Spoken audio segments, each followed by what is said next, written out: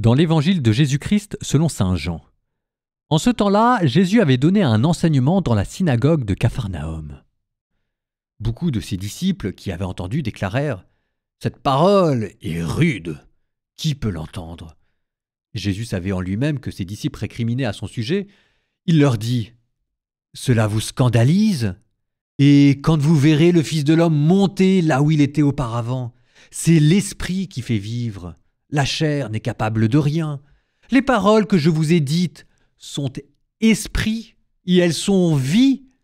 Mais il y en a parmi vous qui ne croient pas. » Jésus savait en effet depuis le commencement quels étaient ceux qui ne croyaient pas et qui était celui qui le livrerait. Il ajouta « Voilà pourquoi je vous ai dit que personne ne peut venir à moi si cela ne lui est pas donné par le Père. » À partir de ce moment, beaucoup de ses disciples s'en retournèrent et cessèrent de l'accompagner. Alors Jésus dit aux 12 « Voulez-vous partir, vous aussi ?» Simon-Pierre lui répondit « Seigneur, à qui irions-nous ? Tu as les paroles de la vie éternelle. Quant à nous, nous croyons et nous savons que tu es le Saint de Dieu. »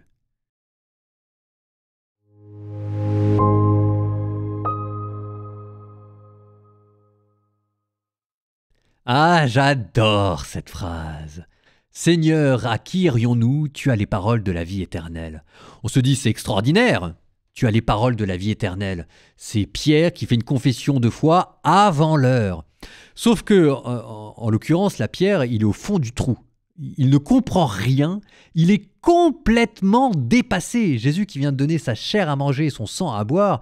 Mais mon petit Pierre, c'est à 1000 lieues de ce qu'un pêcheur en Galilée au 1er siècle est capable d'entendre et de concevoir. Là, il est complètement perdu. Et d'ailleurs, à côté de lui, il voit tous les autres disciples qui sont en train de partir. Sauf que Pierre dit « Seigneur, à qui irions-nous » C'est-à-dire, moi j'aimerais bien partir, je comprends pas tout, je trouve que c'est un peu bizarre. Mais pour aller où ? On sait ce qu'on perd, on sait pas ce qu'on gagne. En attendant, je comprends rien, mais tu es quand même le seul qui me parle de Dieu et qui me parle de la vie éternelle. Et là, vous savez, vous avez une leçon. Nous, il y a des choses dans la vie spirituelle qu'on ne comprend pas. On ne peut pas tout comprendre, c'est pas possible. Et on progresse dedans. Moi, je suis devenu prêtre, je ne croyais pas encore à la résurrection, mais quand même, j'avais envie de ressembler à Jésus. Alors, je rassure tout le monde, la foi dans la résurrection est venue après. N'empêche que j'avais 21 ans, je venais de retrouver la foi et ça m'a donné envie de donner ma vie à Dieu.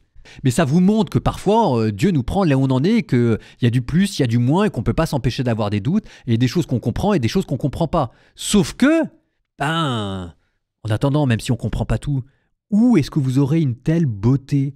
Où est-ce que vous aurez de telles paroles ? Il n'y a que dans l'Évangile où on vous parle du ciel à la manière de Jésus. Et à défaut de comprendre ce que veut dire Jésus, au moins il a le pouvoir de nous faire rêver.